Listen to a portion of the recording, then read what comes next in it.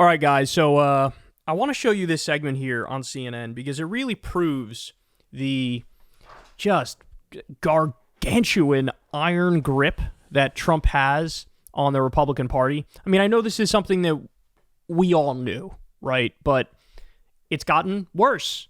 The grip has become stronger. The room for dissent in the party is nearly non-existent. In fact, it just is non-existent, not nearly. So here, let's watch and then we'll break it down. It's Donald Trump's party, and his GOP opponents can cry if they want to borrow some words from Leslie Gore. Look, GOP voted to impeach or convict Trump. You go back to January, February 2021, it was 17 Republicans.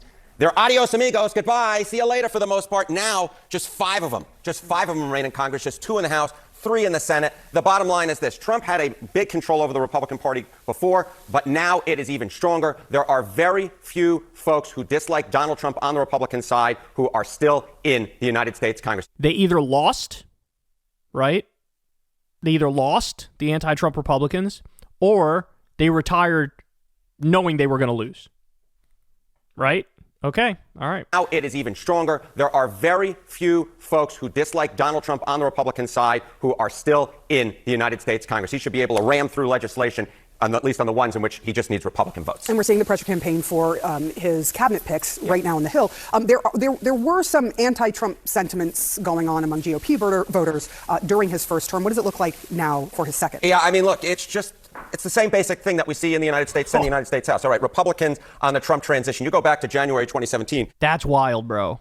That's wild. Do you see these numbers? So in January 2017, so after he won the White House and the month he got sworn in, 80% approval rating for Trump among the Republican base.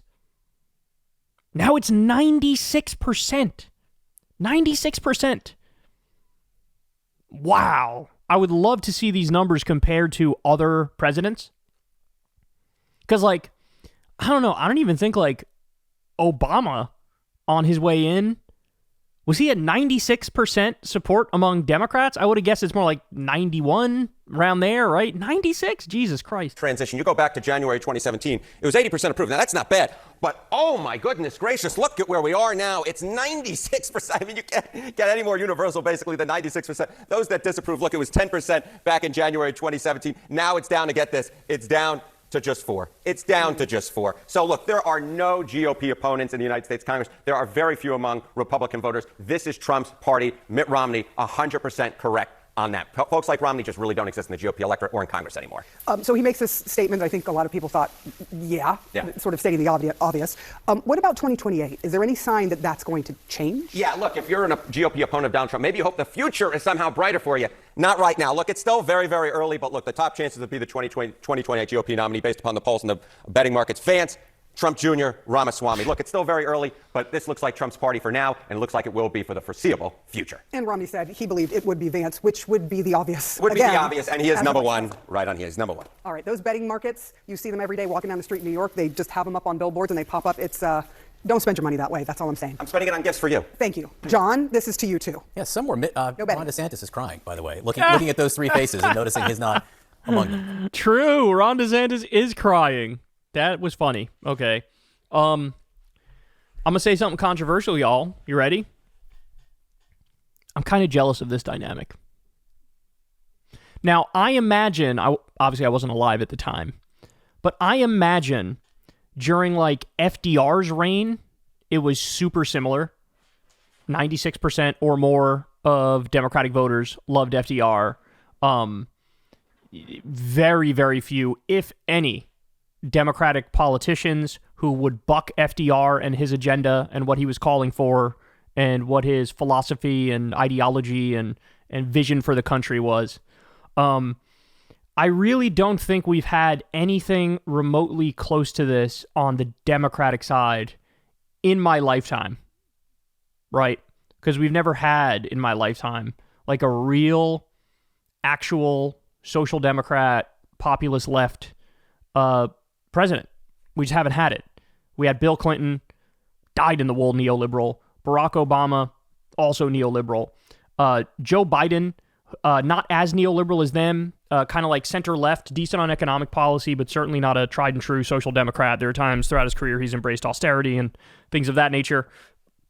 We've never had that. And we've also never had a movement politician on the left win in my lifetime.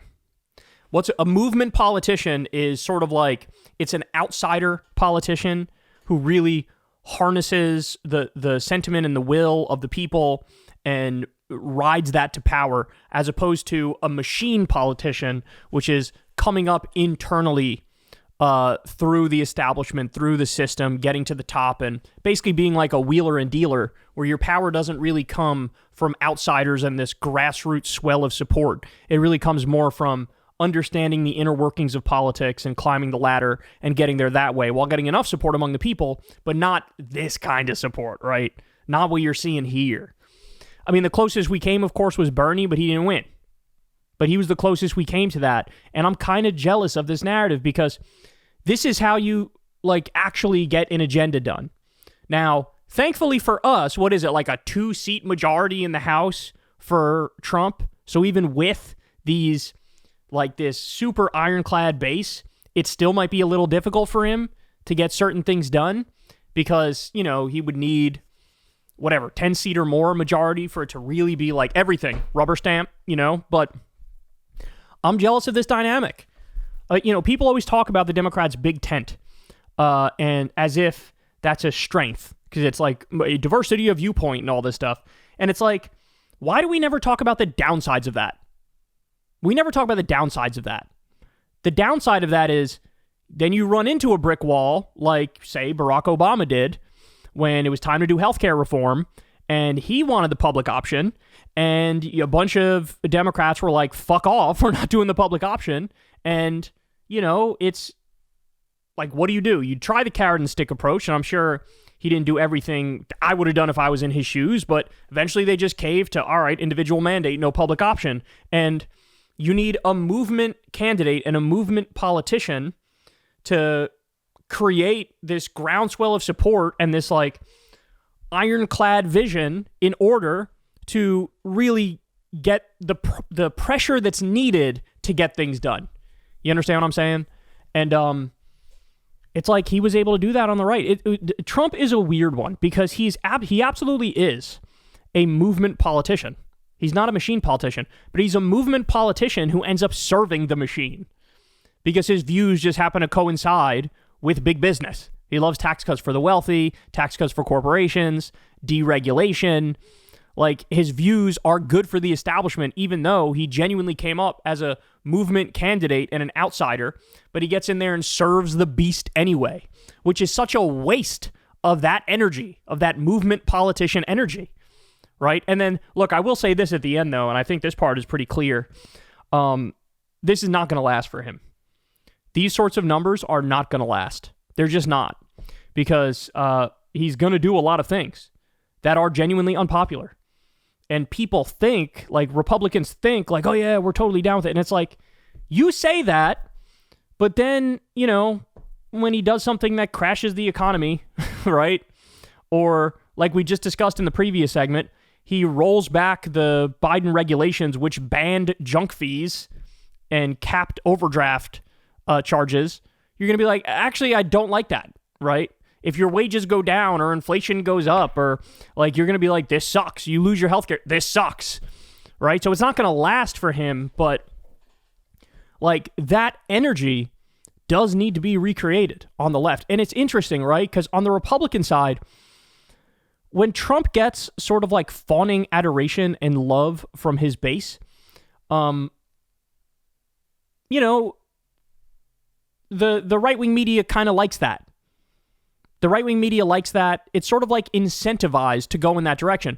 On the Democratic side, if you have a sort of like fawning adoration and love for your candidate, it's viewed as a negative, right? I mean, look at what happened with Bernie. Oh, the Bernie bros, they're so sexist, and they're so racist, and they're so vicious, and they were tweeting snake emojis at Elizabeth Warren, and, like, okay, the idea of having a politician, a candidate who's so beloved on the Democratic side that everybody has a hat with their name on it, or a bumper sticker, or a flag.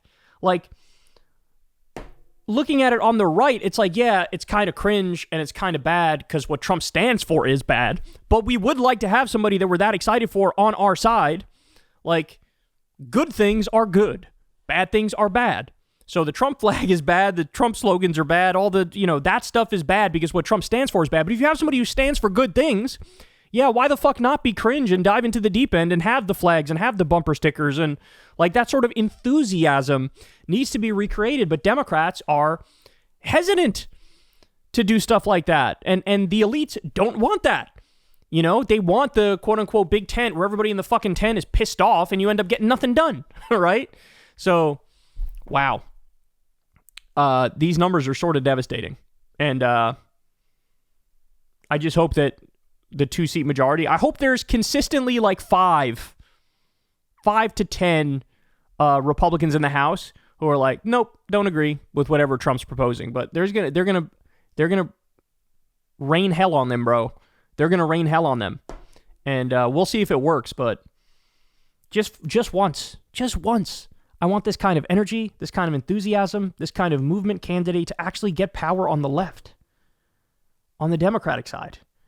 Because that's the only way you're going to see real change, right? That's the only way you're going to see real change is like a grassroots swell of support with passion. But it's passion for the right things. It's passion for Medicare for all and higher minimum wage and the PRO Act and whatever. You fill in the blank. 4-day work week, ending the corruption, yada, yada, ending the wars. So, yeah, I mean, I'm kind of jealous of this. But again, it won't last because he doesn't have the ability to govern in a way which will lead to perpetual love and energy on his side. The people will abandon him. What did he bottom out at after January 6th? I want to say it was like 30%. It's just, he's a ticking time bomb to drop to that amount because he's just not going to do things that are good for the country and there will be repercussions. Hey y'all, do me a favor and like and subscribe. It helps out big time in the algorithm. Click the bell as well for notifications when videos drop. And watch that video on screen right now. You know you want to.